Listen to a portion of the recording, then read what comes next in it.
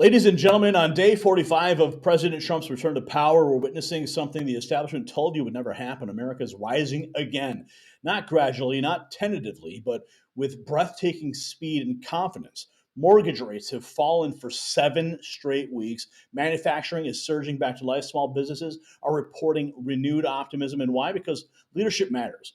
We've been telling you for years, America isn't broken. It was just badly led. Look at Steve Dillett, CEO of Custom Aluminum Products, who stated unequivocally, without this executive order, we would not exist. That's not hyperbole, that's survival. American steel and aluminum, the backbone of our industrial might, protected by a president who understands that a nation without manufacturing becomes dependent and weak. And as we move into 2025, one thing has become crystal clear. De-dollarization is accelerating rapidly. China and other BRICS nations are visibly intimidated by President Trump's return, making them more determined than ever to reduce their dependence on the U.S. dollar and position themselves as global economic powers. Their weapon of choice is gold. China has quietly resumed gold purchases, and they deliberately underreport these acquisitions. They recognize gold's universal value and stability during economic turbulence, but they don't want their strategy known. It's not just geopolitics, it's directly affecting your financial security. Now, in this era of shifting economic influence, gold serves as your personal hedge against uncertainty. Noble Gold Investments specializes in helping Americans secure their financial future. So visit nextnewsgold.com today. That number on the screen, you can see it right here, 877-646-5347. Give them a call and tell them that Gary Franchi at Next News sent you. All right, let's get into our first topic.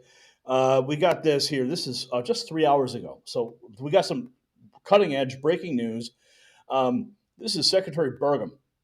President Trump's plan for U.S. energy dominance includes us selling clean U.S. energy to our allies. Now, the left wants you to believe that Trump's not doing anything to lower prices. Well, the first thing you need to do is lower energy prices, and then the domino effect occurs.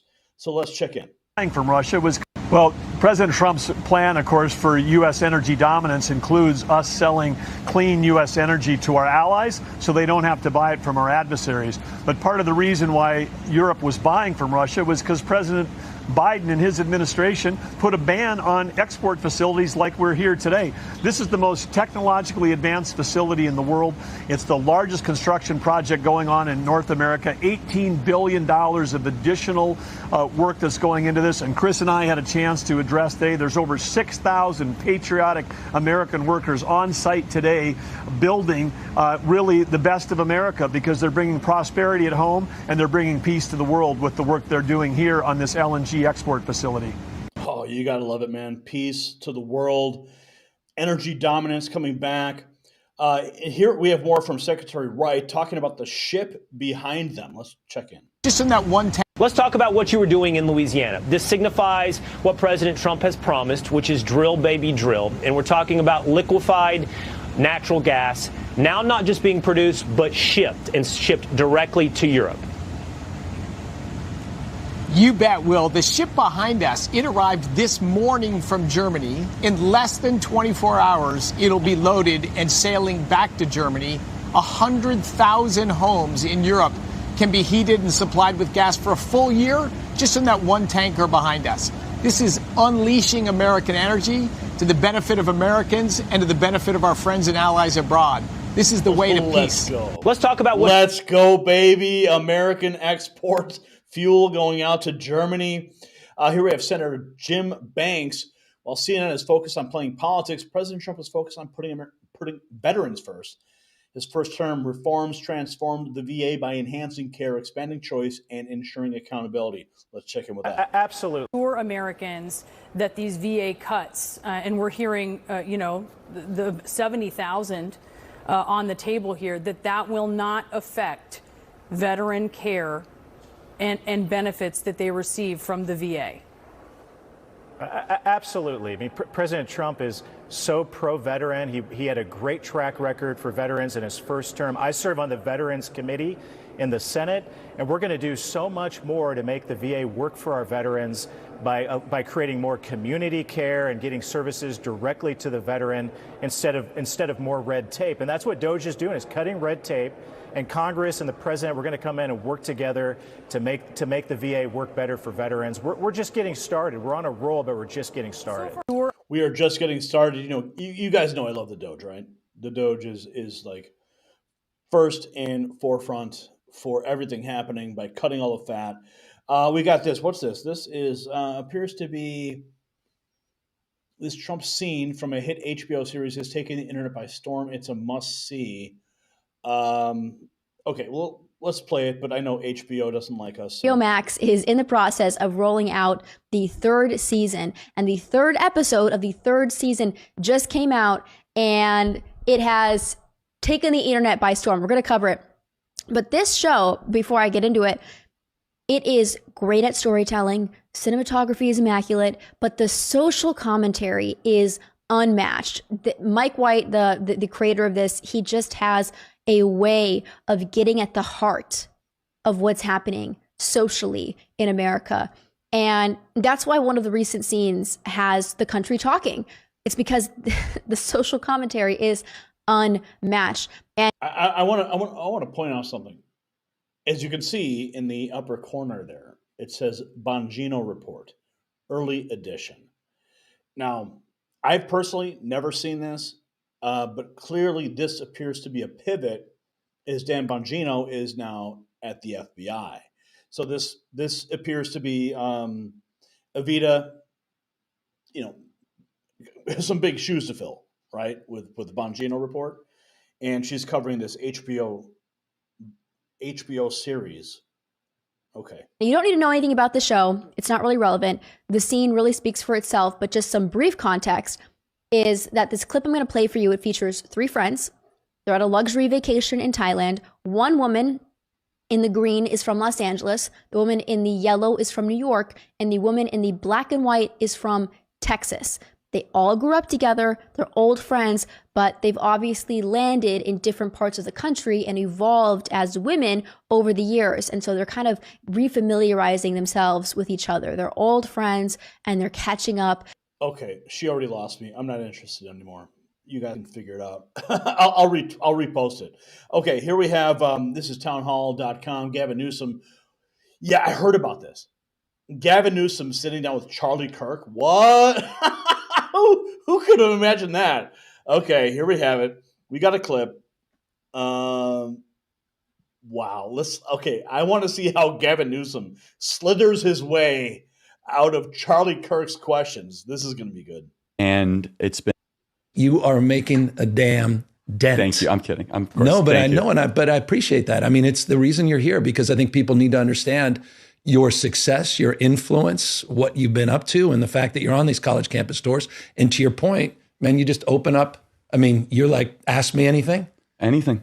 Challenge me, whatever. When did this whole thing, when did you start putting this together? I've been at this for 13 years, and come on, like, we've seen this shtick before. It's a good shtick, and I love that Charlie Kirk is doing it. Steven Crowder used to do it all the time, ask me anything. And Charlie Kirk is taking it up a notch. But the fact that we have Gavin Newsom sitting down with Charlie Kirk is really, really interesting. Let's keep watching. It's been a wild movement, really accelerated once President Trump kind of came on the scene. Right around, I'd say, 2021, we had a goal. Could we move the youth vote 10 points over 10 years? And was it literally you sat down and put that numerical together? Yeah, like, can we move it 10 points over 10 years? Ish, approximate. Yeah. Because our whole hypothesis was, and we did this alongside President Trump and his great team, was that this demographic is disproportionately to the Democrat side. We believe Democrats were taking them for granted. We think that your side had no message whatsoever and an ideological monopoly. We saw some of the fault lines there. And to President Trump's credit, he also harmonized with the strategy by going on podcasting and using TikTok. But yeah, I mean, we did it in 4 years, not 10, large in part thanks to you guys. One of the things we saw in the last couple of years that the Democrats completely ignored, and your side was basically not acknowledging it was happening, was the crisis that young people were experiencing. Right. That, I mean, it's the first time in America's history that a 30-year-old is going to have it worse off than their parents. Right. It's a breakdown of the social compact. That's right. They are the most alcohol addicted, most drug addicted, most suicidal, most depressed, most medicated generation in history. Right. And the message that was largely being fed to a lot of young people was lower your expectations. You're not going to have the same American dream that your parents would have. And we saw this as an opportunity, especially with young men. And again, this got ridiculed a lot by the press that, they're creating this manosphere thing. Look, they're half of the population and necessary for any society and civilization to succeed, which is to have both strong men and strong women. Yeah. And we went about that in a very unique and creative way. And again, the president became a cultural phenomenon where no matter what you threw at this guy, he rose above it. And you would even have to give him credit. I mean, 100%. facing 700 years in federal prison, states tried to kick him off the ballot. I know you spoke out against it, but California did have a faction that tried to kick him off the ballot, right? That's right. And despite all of that, of course, being shot, and that was kind of the crescendo of all of it, he kind of became this figure of an American comeback story. Yeah. So he personified what a lot of young people, especially young men, wanted back in their politics, which was an ascendant rebel attitude against these institutions that have failed them so miserably. I think you talked about it the other day. A lot of folks were talking about that Carville article where he talked about roll over and play dead. Roll over. In essence, he said that. I think it was a strategic retreat, right? That we need to come back. Trump's starting to implode. His numbers are getting soft. This was even before the tariff issues, et cetera. And then come back and strike when hot. And I immediately, no BS, thought about you, who's just 24/7 flooding the zone, owning this space, every day getting a convert, every day picking up 1, 2, 10,000 folks, continuing the momentum, coming out of this damn election. And then I'm thinking about, we're going to stand back and watch you run circles around us for 6 months, the next 2 or 3 years. Maybe Gavin Newsom should subscribe to the Next News Network and see what we're doing over here. Waiting for the moment to finally strike struck me as not necessarily the best advice, and it's not a knock on Carville, who I have deep respect for. What's your thoughts? That's okay. So I don't have to. He's read about one thing in the last 40 years. Its economy is stupid, and boy, he spent down that one line pretty amazingly. Yeah, I hope you guys retreat. You kind of like the more advice. For us. You like the there's no opposition. There's no activist spark. You guys are posting these cringe videos on social media. What are the videos? What are the ones that I don't know, most this cringy? like harmonious thing of like 22 senators all saying the same You thing. didn't like that, yeah. I didn't like it. Go ahead. Go do more of that. What do you do? Please. What do you? Oh, yeah, that was cringe. That was cringe. We all knew what they were doing there. Trying to feed into the meme machine, but they just look stupid doing so. Okay, there's like 10 seconds left. Let's see if Gavin can salvage this. You do. Seriously, Charlie Kirk, give us some advice. Get better ideas, Governor. Get better ideas, Governor. Yeah. Gavin Newsom, straight from Central Casting, launching his own podcast, inviting Charlie Kirk over there. I mean, it's a sign of desperation, if you ask me. But that's fine. You can pay attention to Charlie Kirk. We'll be over here at the Next News Network, kicking ass all day long with all of our reporting. Let's see here. We've got more. This is Heather 007, removing 15% of the workforce from the VA as a disabled veteran. Okay, let's check it out. From the beginning. For those of you that are diehard Trump supporters, I highly suggest you realizing this is my disclaimer to you, because I too have supported Trump almost unequivocally from the beginning. And as a veteran, as a 100% disabled veteran who relies solely on VA healthcare, I had a moment of pause when I heard that Trump was effectively removing 15% of the VA's workforce. In fact, I believe my reaction was, what the fuck? Okay, so he's removing 15%. It's probably, Doge cutting the fat and ineffective people at the VA to provide better care. Okay, I'm sure she's going to get into that. Let's get into it. But see, this is where the right side of politics and the left side of politics tend to differ. Had I been on the left side of politics, I would have gone down the road of logging into CNN and MSNBC, finding every single horrible thing anybody said about Trump in reference to the military, veterans, or troops. Instead, I am on the right side of politics, where I have the ability to rub a couple little brain cells together to activate my discernment, to then do a little bit of research to find out the real reason why Trump is cutting 15% from the VA. And here's why. In 2017, when Trump took office, he inherited a list of backlogged VA claims to the tune of 470,000 from Obama and Biden. While Trump served his 4 years in his first term, he was able to dwindle that list down to 40,000. Yes, that's right. He removed 430,000 from the backlogged list of VA claims.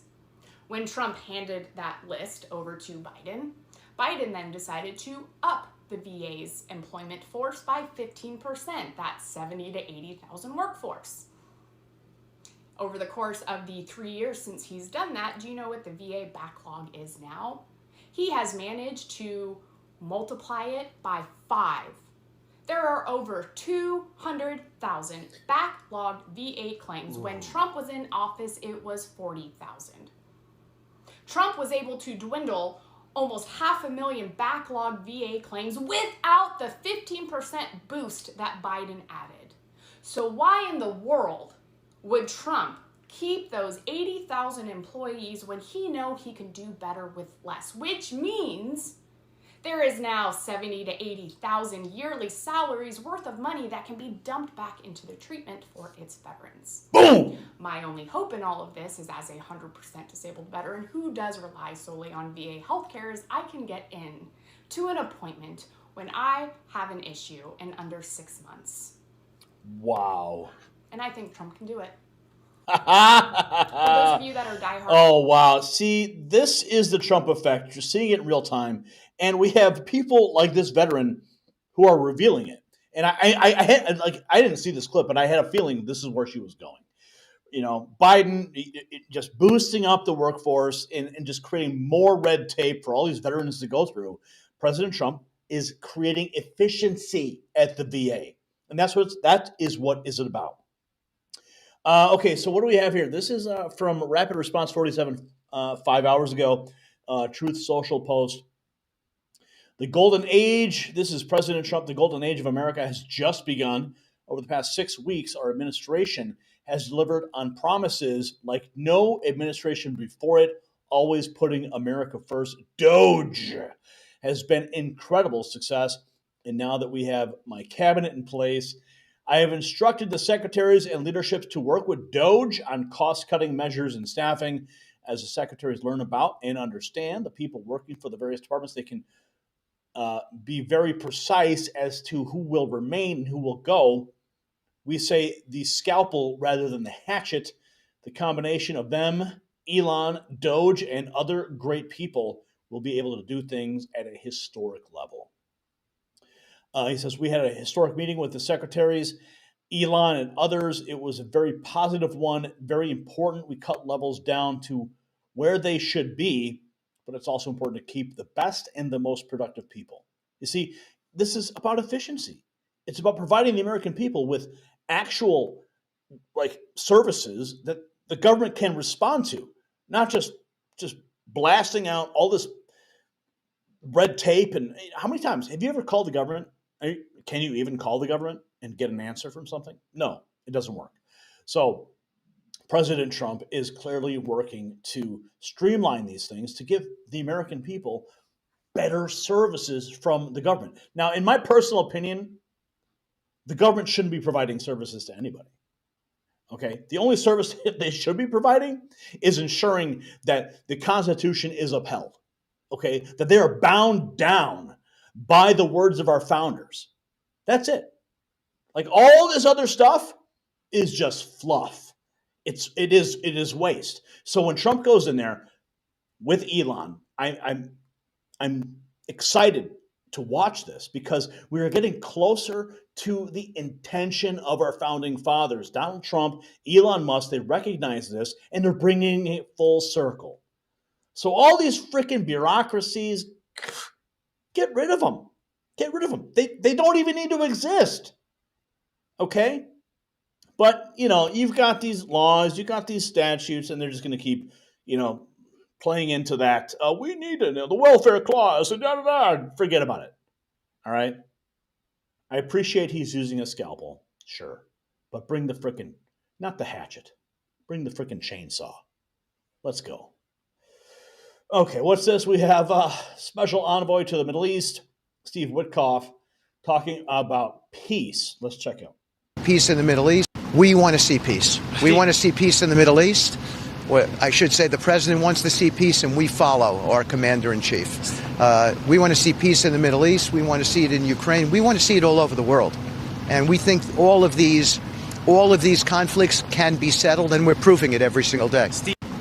And they can, and they will. Because do we want to live in a perpetual state of war? Who the hell wants that? Do we want to live under the risk that our sons and daughters are going to be drafted or brought into some world conflict? No. We want to have trade. We want to have economic prosperity. We want to be able to make our omelets in the morning without the threat of Joe Biden, right?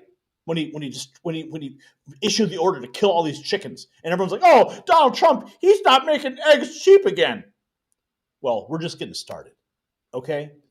So we're going to make eggs cheap again, and we're going to bring peace to the world, and you're not going to have to worry about your sons and daughters going off to die for some foreign war that we didn't ask for, okay?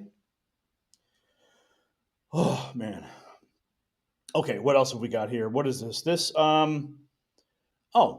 is 24 hours ago. A hilarious interview with DJ Daniel. Donald Trump is the best president in the United States. Oh, this is from Real America's Voice. I love this kid. I will have, can I call you officer or agent, DJ Daniel, all of the above? It really don't matter to me. I love women, so I don't care. That's amazing.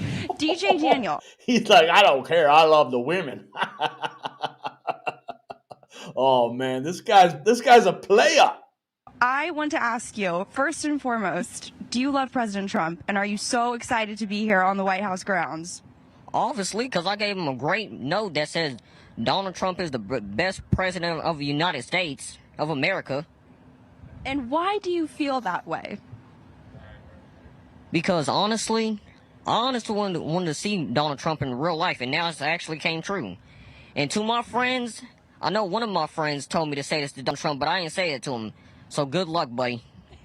Last thing, because we know you got to bounce. What would your one piece of advice for the Secret Service be? Please stop being mean to President Trump, because if I see you being mean to him, I'm coming after you. I love that. I think you need to become the director of the Secret Service. DJ, it is such an honor to have met you. Hold up, I got one more thing to say. He has one more thing to say. I won't interrupt you. If you're a Democrat and you're being mean to President Trump, I'm on your bumper. You are about to go so viral, and you went viral last night. I ain't gonna lie, I'm kind of acting like Miss Candace Matthews from Houston, Texas. That's amazing. Do you have anything else that you want to say? You should just take my job at this point. May bless America. How about that, Steve? I think we found my replacement, your replacement. Thank you. Would you ever run for president? I'm not sure. I'm a little bit too young. Well, really and truly, I'm not young. I'm a 50-year-old trapped in a 50-year-old body. I might look 13, but I'm 50. I love that, and it sounds like you gotta go. The War Room Posse loves you. It's an honor to have met you, sir. I can't go yet because I see a little bald spot. I rub bald heads for good luck, if you know. I think they want you to go, so I think you're gonna have to go. Okay. Never mind. Very nice to meet you. DJ Daniel, so amazing. Absolutely. That's the first Thank time I you. ever shaked a woman's hand. What? That's crazy. Oh, man. Thank you so much. Jack, he's just grabbing a little piece on the way out. That's nice. Good for him. President Trump, rapid response 7 hours ago. President Trump has saved American families $2,100 by costly Biden regulations halted. And this looks like a clip from a mainstream outlet that was forced to report this news. Of what This morning, we have a new exclusive report obtained only by the National News Desk. And the first line here really is the biggest headline of all of this. President Trump has saved American families $2,100 by costly Biden regulations halted. So we're going to go through some of these numbers, but that's the big takeaway. $2,100 in savings per family because of what President Trump has done to deregulate and to clear up what Biden left behind. So let's go through this right now. The report says Biden loaded up nearly $2 trillion, or just over $21,000 per family of 4 in new regulatory costs. That eclipses any other administration on record. The report also says Biden left billions more of proposed rules in the works. Now, President Trump immediately blocked all of that when taking office and started the whole deregulating process since he returned to office just a few weeks ago. That exclusive report that came in overnight says Trump has saved Americans overall $180 billion. That's 10% savings per family, as mentioned, by cutting this reckless Biden-era rules and regulations. And according to the report, the exclusive reporting here, the most burdensome regulations include that on your screen right there, roughly $1.3 trillion from new EPA rules, including more than $870 billion in mandates regarding greenhouse gas emissions. And the list goes on and on from there. For the full report, go to our website right now, thenationaldesk.com. We'll continue to go through it this morning and break it down for you and what it means for you and your. You gotta love it, man. This is only the beginning. Oh, and what do we have here? Oh, we got some more Charlie Kirk schooling a liberal on why DEI is bad for America. Tulsi Gabbard, what is this? A parody account actually posted this. Check it out. Based on the Civil Rights Act, it's been a while. It's been a minute. How have you been? Great. That's fantastic. You did do that. I do want to talk a little bit about his policy on DEIs, and I just kind of want to ask you to elaborate on why DEI is unlawful. Based on the Civil Rights Act, which is the law of the land, it says you shall not discriminate based on color, race, creed, or origin of nationality. Yes. And DEI definitionally does those things. So let's take a high-profile DEI example. Is that cool? Just maybe one we can play around with? Okay. Which I got me in a lot of viral trouble, which I don't care, which is pilots. I got in a lot of viral trouble, too. I was debating this guy, I know. A project of DEI at United Airlines was that we want to get 40% of our pilots to be black or women or people of color. 40%. It was at like 6%. So therefore, they wanted to make a push towards that. We look at that and we say, wow, you're going to have to lower standards to get to that goal. Why would you have to lower standards? Well, because are you saying that black people are inherently inferior? I'm saying the opposite. I'm saying that at least from our perspective, because it's no good for us to go back and forth again. Maybe from our perspective, that we worry that the pursuit of diversity can mean the compromising of excellence. Okay, maybe just a haircut. It's been a while. And Charlie Kirk giving her a haircut in truth. What else? Oh, look at this. Oh, man, it's always funny when we see Chris Cuomo. It blows my freaking mind every time I see him. Okay, he's talking to Secretary Rollins, breaking down egg prices. We were just talking about that. Okay, let's go. Blue is when this is from 21 hours ago. If you don't mind. This is from 21 hours ago. Chris, is we're talking about the high price of eggs, and I want to show your viewers this chart. So you'll see here that this is 40 years of egg prices, right? 40 years. The blue is Obama, the first Obama term. The red, you'll see that prices of eggs go up. The red, the prices go back down. That's under President Trump the last time.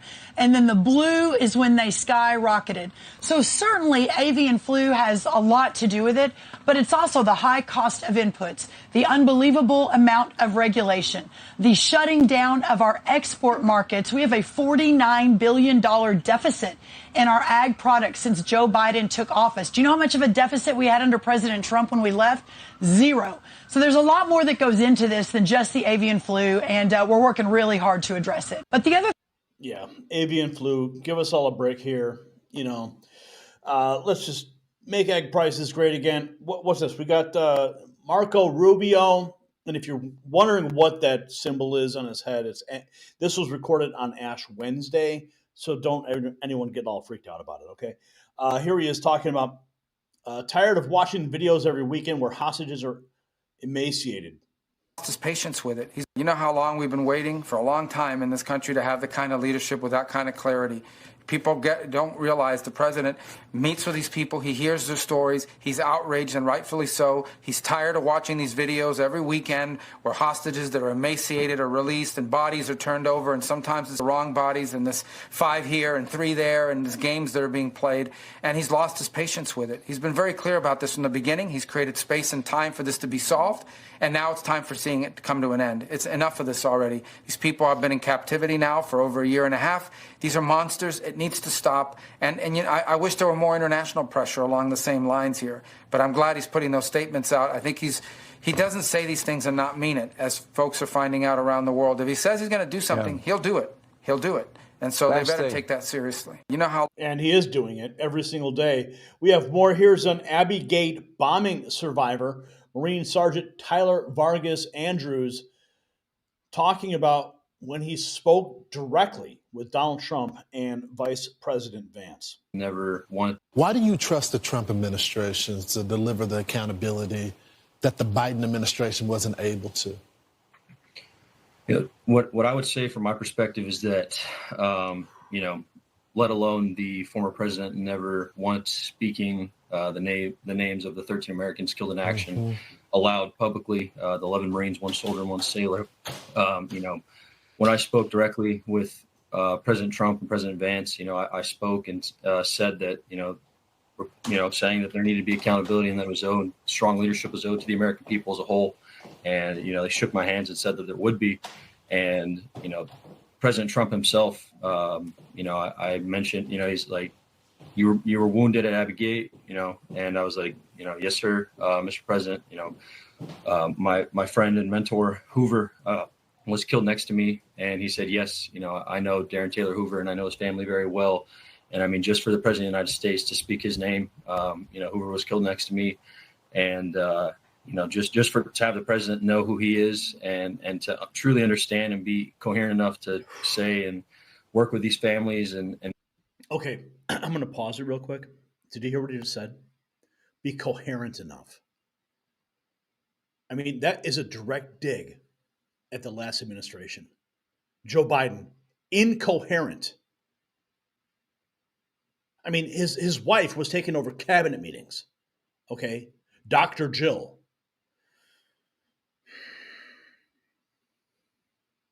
Makes me so mad. Oh, but listen, as mad as I am, what we all had to endure for 4 freaking years, we finally have a president who is coherent and who can actually climb up the freaking stairs of Air Force One. I mean, the fact that I have to say that, okay, I'm going to try to contain myself. Be friends for them. And, you know, I think every day, almost since that day, these family members in the, you know, the Abbey Gate Coalition, the Trump administration has been there for them when the previous administration was not. And, you know, I know people got in a big fuss. Yeah, brother. Why do you trust the Trump administration? Oh, wow. Unreal. Here we have Timcast News posting this. This was the best thing that could have happened to the Republican Party. Speaking of Trump's address to Congress, let's check in with Tim Pool. Before the midterms, this was the best thing that could have happened to the Republican Party and Trump's coalition. The big concern most of us have is how much can Trump get done before the midterms, because that's when squishy Republicans will bow out and stop supporting his agenda. And that's when, if Trump loses the midterms, he either gets impeached or gets obstructed, and then nothing else can happen for the remainder of his 4 years. But with actions like this from the Democrats, booing, jeering, or whatever, screaming and constantly just jeering, Al Green getting thrown out. Did you guys hear that they're drafting a censure of Al Green over this? Good. Yep. Good. I have to imagine Republicans planned this. Like, they crafted this specifically to be like, how can we make Democrats make a fool of themselves? They're so predictable. No, Tim, I'm going to pause this. It wasn't Republicans that crafted this. This, I just believe, this is my gut, okay? And I follow my gut. That whole thing was crafted by Democrats in their back rooms so that they could create this scene. All right, let's hear. We got about a minute left on this. Let's see how Tim's people respond. I mean, look, I personally have said multiple times we need to see more things like censure, because a lot of times there's really egregious behavior by people in Congress. And I honestly, this is one time where I'll say both sides. There's egregious behavior by people in Congress.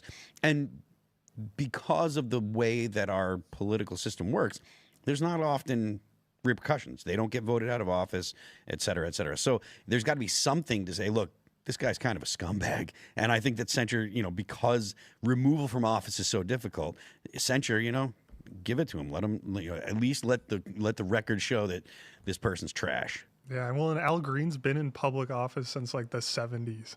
So he's one of those swamp creatures, if you will. And the liberals, they should lead by example. They always say Trump needs to be better at reaching the hand over the aisle. They should lead by example and actually clap when we want to reduce cancer rates in children. Okay, so they didn't bring up the point that I thought they would, but I think that Tim is missing the mark. I don't think it was Republicans personally. I think it was Democrats. Stellantis, we got this, pledging more American cars, thanking Trump for a 1-month tariff exemption. That's cool. We got this from, this is Woods posting this 24 hours ago. The Breakfast Club is a joke, especially Jess, not hilarious. I don't know why she's still on the show. Charlemagne the fraud. Okay, what are they saying here? Hi, DJ, we're going. DJ Daniel. He was a 13-year-old kid. Boy. Yeah, that was given a Secret Service.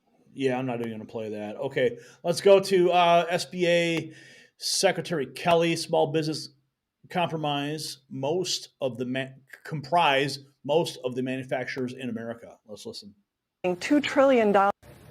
Small business is domestic manufacturing that benefits from big business manufacturing. Small businesses comprise most of manufacturers in America. And with President Trump already getting $2 trillion in outside investment in this country, that means we're going to have a manufacturing boom, a blue-collar boom that he had in his first term. And there are going to be 1 million jobs available within small business manufacturers. It's going to strengthen our supply chains and our national security, because we know that China is ready to engage now in any kind of war. And we know that we have to bring those supply chains back. We have to strengthen our main streets. This is a great opportunity for rural America. And President Trump is driving that forward with manufacturing and Made in America. That's all. Let's go. Let's make it happen. And I just got to say, her hair looks beautiful. Don't you guys agree? Beautiful. Absolutely beautiful. Trump knows how to get it done.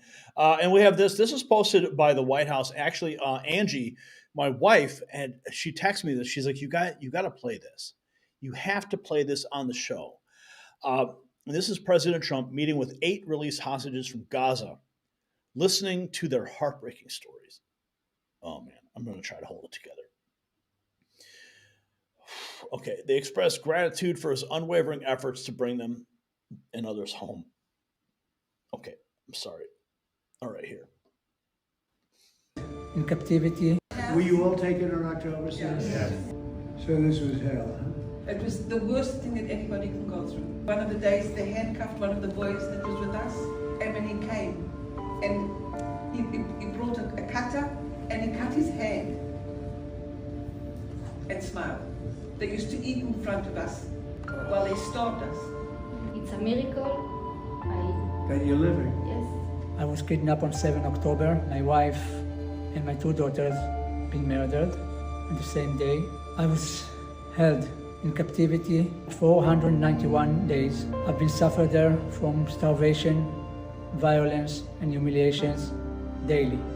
One time, they broke in my ribs, and it was so hurt that I couldn't breathe for 1 month. Thanks to President Trump, I'm a free man. I can hug my mother again. I can hug my brothers and sisters. I was moved 33 times, spent time in tunnels with no air to breathe, barely food, hardly any water, saw horrific torturing of hostages that I spent time with, and I am so grateful and thankful to be here because of President Trump and the administration's great efforts. As you know, we're all being released right now. We have so many hostages just waiting for being released. My little brother It's still in there. My family and I myself, we believe you've been sent by God to release them. We think they could get out thanks to you. Yes. We are here because of you. We're alive and free people because of you. Thank you very much. Wow. Thank you very much. Thank you so much. That's unbelievable. What a story. I've never had anything like this. I mean, I've saved a lot of people, but I've never seen anything like this where you lived under those conditions. Horrible stories. Not even believable. Thank you. We'll get them out. Watch. Oh, man.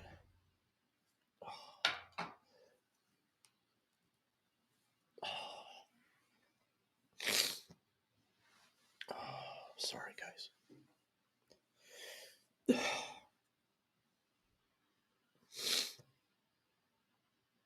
Okay, listen.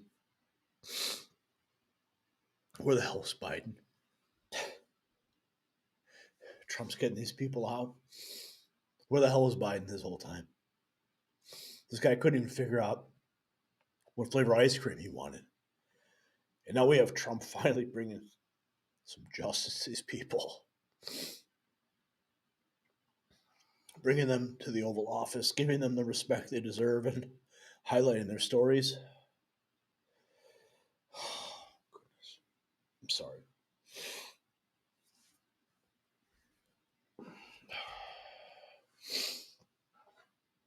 Listen, I'm a real person, okay? I'm not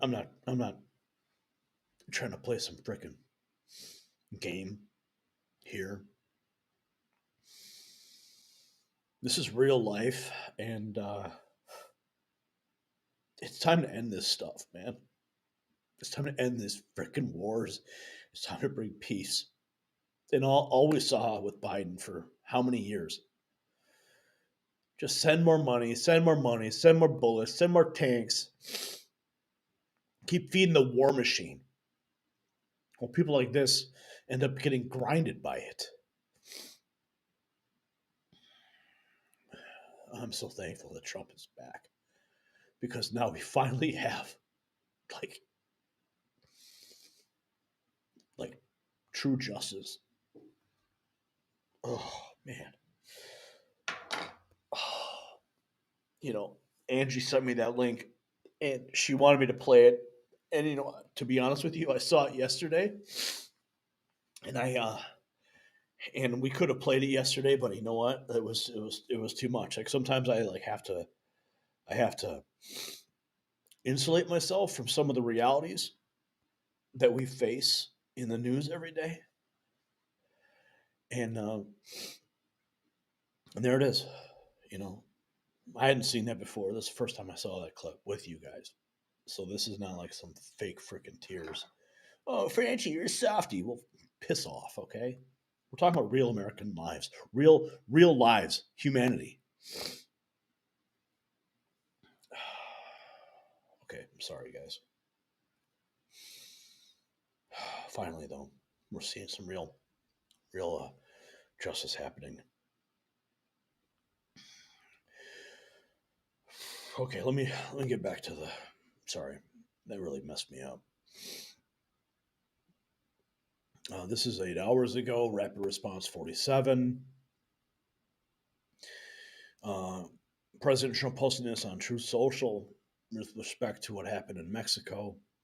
After speaking with President Claudia Sheinbaum of Mexico, I've agreed that Mexico will not be required to pay tariffs on anything that falls under the USMCA agreement.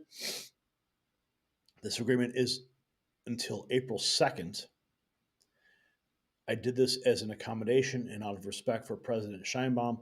Our relationship has been a very good one, and we are working hard together on the border, both in terms of stopping illegal aliens from entering the United States and likewise stopping fentanyl. Thank you, President Sheinbaum, for your hard work and cooperation. So it appears that Trump is granting some accommodations to Mexico with respect to the tariffs. We'll continue to track this. What do we have? This is doesn't surprise me. This man is correct. It's true. Liberals are literally fighting God, and they will never win. Oh boy. Jesus Christ is king, and you, liberals, have been arm wrestling with Jesus Christ for the last 4 years. Yeah, well, we know who wins that battle. President Trump sending a strong message to Hamas, promising full support to Israel to deal with the situation. Hostages must be released now or face severe consequences. Here's some of the imagery. Trump issues warning to Hamas, release all hostages or there will be hell to pay. Here's a picture from that moment that I just played for you. Trump meets with 8 freed Hamas hostages at the White House. His warning to Hamas, release all the hostages now, not later, and immediately return all of the bodies of the people, or it's over for you. This is your last warning. This was posted on Truth Social. For the leadership, now is the time to leave Gaza while you still have a chance. Also to the people of Gaza, a beautiful future awaits, but not if you hold hostages. If you do, you are dead. President Trump posting this on Truth Social on Wednesday. Here we have this. Peter Navarro, 11 hours ago on Fox, speaking to every world leader. Pharma company. What I want to say to every world leader who gets up in arms when all we're asking for is fairness and to have them stop killing our people is, please listen to us. Canada could do a lot more. Canada has been taken over, Brett, by Mexican cartels. They bring up these pill presses and printers and the medicines that they fake. You can't tell the difference. Yeah, it's major Pharma problem. companies can. You need a spectrometer to do it. It's crazy stuff. And people are dying, Brett. It's been going on for too long. And I'll give you another thing, just to make this point. It's like it all starts in China. But then China brings these chemicals over in 50-gallon drums. And you know what? When they get to the ports, you know why that stuff isn't interdicted there? It's because China owns the ports. What I want to say to every world leader who gets up in arms... China owns the ports. Well, that's going to end too. We've got this. U.S. mortgage rates drop. Biggest weekly drop since mid-September. Average 30-year fixed mortgage rates have fallen for the 7th straight week, posting the biggest weekly drop since mid-September. This is from Bloomberg. That's huge news. Here we have Senator Steve Daines talking about an important metric. Let's listen. Investment. I think an important metric that has not been talked about enough is the amount of investment that's already started to occur, commitments to invest some $2 trillion of investment announced in America, American manufacturing, American jobs, just since President Trump took over. And so this massive investment giving investors confidence that the president is going to protect America. It's an America First agenda. That's going to be an incredible stimulus for this economy, creating more jobs on top of reducing spending, which, of course, can be very inflationary when you spend too much money in the government. We've seen certainly in the Biden administration. So the bottom line is you're seeing a president looking out for America First interests. And I think an important metric that has not... America First interests are back, friends. Here we have this. This is Custom Aluminum Products CEO Steve Dillett talking about what President Trump said Tuesday. About this executive, our president said it best Tuesday night when he said that we do not have a country without a healthy steel and aluminum industry. Without this executive order, we will not exist. This executive order fixes the loopholes that have existed from the first executive order. Our president said it best Tuesday. Manufacturing is coming back. This is Carly Bonet posting this clip from Caitlin Collins on CNN. Apparently, Elon's sending DJ a Cybertruck. What? Today, we spotted DJ and his dad outside of the West Wing. You know what's crazy? What? You know who I caught in the White House? Who?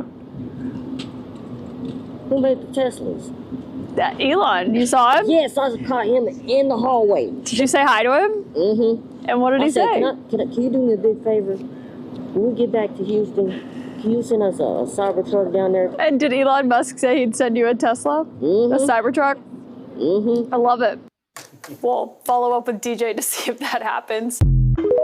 Wow. So it looks like DJ is getting a Cybertruck. How cool. You could send me a Cybertruck too, Elon. President Trump believes three things on tariffs. Let's check this out. That I've said, and I say this because I know it's what President Trump believes. He believes three things. One, that it is a good source of revenues. Two, it protects our important industries and the employees.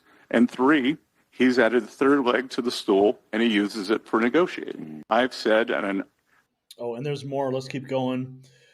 Steven Crowder talking about Justin Trudeau.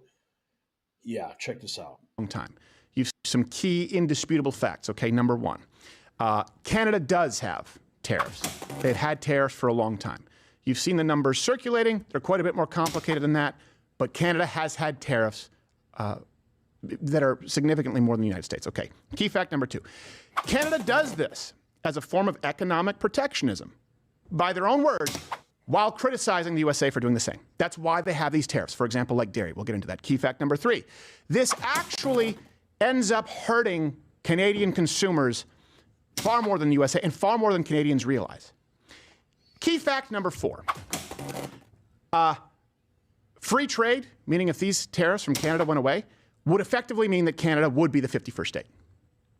Without these tariffs and government protectionism and artificial creation manipulation of markets, Canada would cease to exist. Some key. Now, he's talking about Justin Trudeau. I want to go across the pond for a minute here because there's something really important I posted last night on X, and it really speaks to the war machine and what's happening overseas. Macron, France's leader, calling for boots on the ground, more war, massive militarization, and a European army, all in the name of peace. This man is sleepwalking us all into World War III. Listen to what he said. Imposed tariffs. The war in Ukraine has led to huge numbers of lives lost. Our ally, the United States, has changed its position. And there are doubts about what will happen next. At the same time, even the United States is trying to impose tariffs on goods coming from Europe. And the threat we are witnessing from war and terror is not diminishing. Our peace, our security are more uncertain. We are entering a new era. The war in Ukraine has lasted more than 3 years, and since the first day we decided to support Ukraine and impose sanctions on Russia, and that was the right choice, because it's not just the people of Ukraine who are fighting for their freedom, it's also our security which is under threat. If a country can invade its neighbor in Europe and go unpunished, then nobody can be sure of anything. It will be the law of might is right, and peace can no longer be guaranteed on our own continent. History has taught us that lesson. So you see what he's doing here? He's trying to scare the people of France, the people of Europe into thinking that this war is just going to keep spilling over, regardless of the peace negotiations going on. But then he's going to go into something that's going to freak you out, talking about the amplification of the militarization of Europe into its own European army, which, has some biblical implications if you understand prophecy. And beyond Ukraine, the Russian threat is real. It affects the European countries. It affects us. The conflict as Ukraine has become a global conflict. We're seeing North Korean fighters, Iranian equipment, which is being used to help Russia arm further. President Putin is violating our borders to assassinate opponents, manipulate elections, hack hospital systems. We see lies being disseminated on social media, and our limits are being tested in space, on land, at sea, in the air and behind our screens. Russia, through all this time, is continuing to arm, spending more than 40% of its budget to that end by 2030.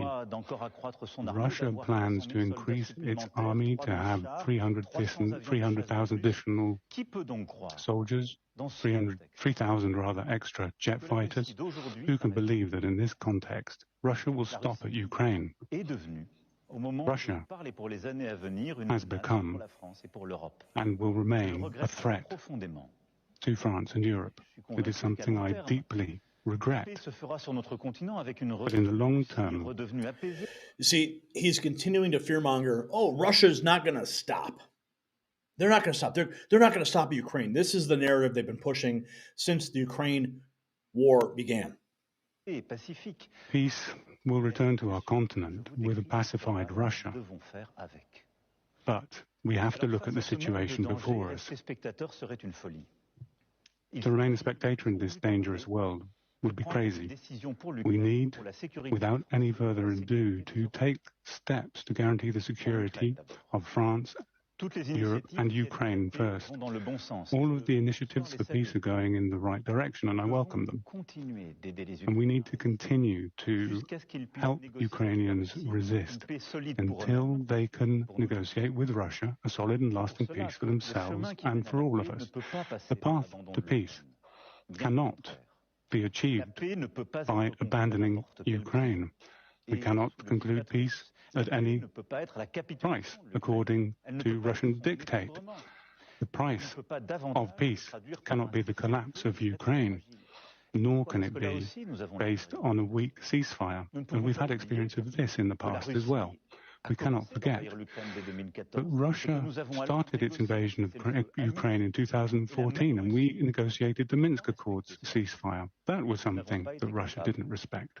And we weren't able to maintain the balance because there weren't solid guarantees.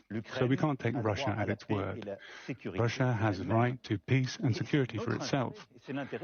And it's in our interest and the interest of the European continent. So we're working together with Britain, Germany and other allies. You saw me over the last week traveling for a few days to London, meeting with allies in Paris in order to make commitments that are necessary for Ukraine. And once a peace agreement is signed to stop Ukraine being invaded by Russia again, we need to prepare. Obviously, that will involve long-term commitment to the Ukrainian military and perhaps the deployment of European forces.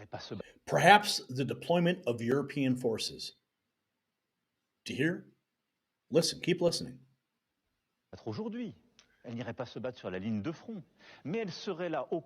Russia will see this. Our forces will be there, if necessary, to guarantee peace, not before a peace agreement is signed. And we will continue to meet with allies to move towards the signing of such an agreement.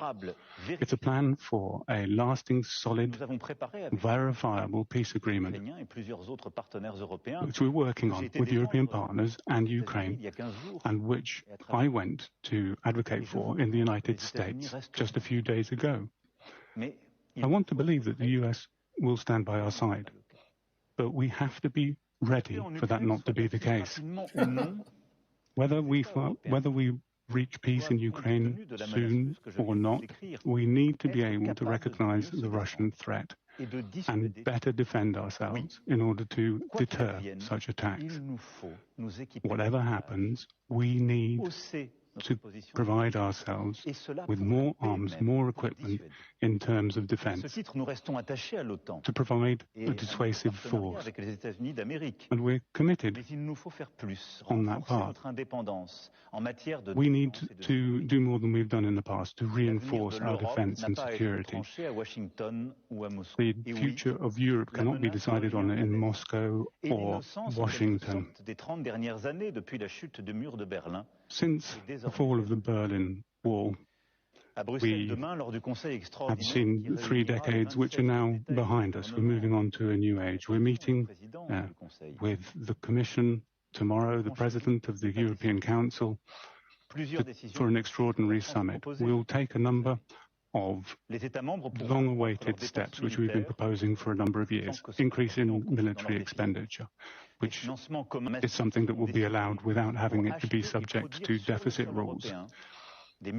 Measures to ensure that armaments can be produced on European soil. The latest cutting-edge technology will mobilize the government to strengthen our armies as soon as possible and accelerate reindustrialization in all of our countries.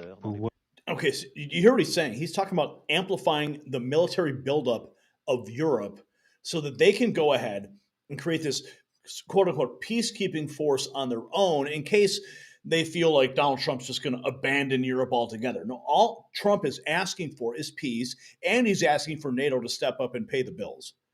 Okay? But what Macron is saying here is that, oh, we can't count on that, so we're just going to go ahead and go it alone, effectively bringing us even closer to World War III by militarizing Europe with its own European army. Work together with the enterprises in these sectors in the coming days. So, European defense sector, which we've been asking for the last 8 years, will have to become a reality to allow European countries to defend and protect themselves, to produce the equipment they need in their countries, to allow them to cooperate more, and to allow them to reduce their dependence on outside actors. Outside actors. He's talking about the United States.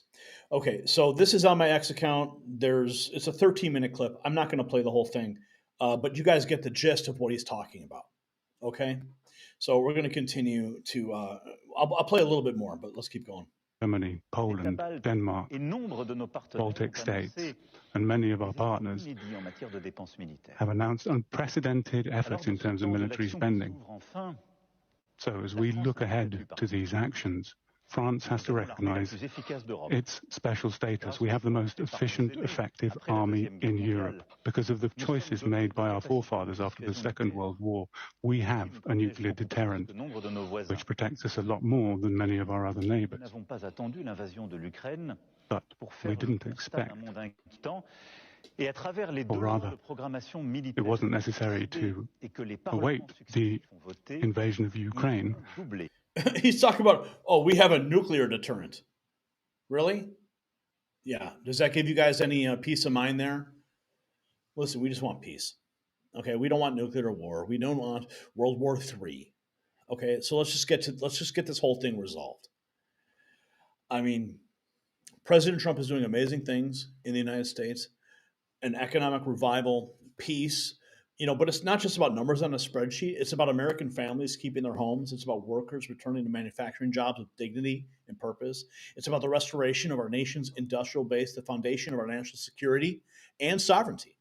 When Trump met with freed hostages this week, they didn't talk politics. They said simply, thank God for you. Thank God for your election. That's the difference real leadership makes. Not in poll numbers, but in human lives saved. Meanwhile, France is, amplifying their military buildup. So I ask you tonight, how many more American livelihoods and actual lives will be saved by having real leadership back in the White House? Share your thoughts below. And show your support for America's economic comeback with our MAGA Avengers gear at shop.nextnewsnetwork.com. It's linked down below. Grab a hat, grab a shirt, and show the world you stand with real news.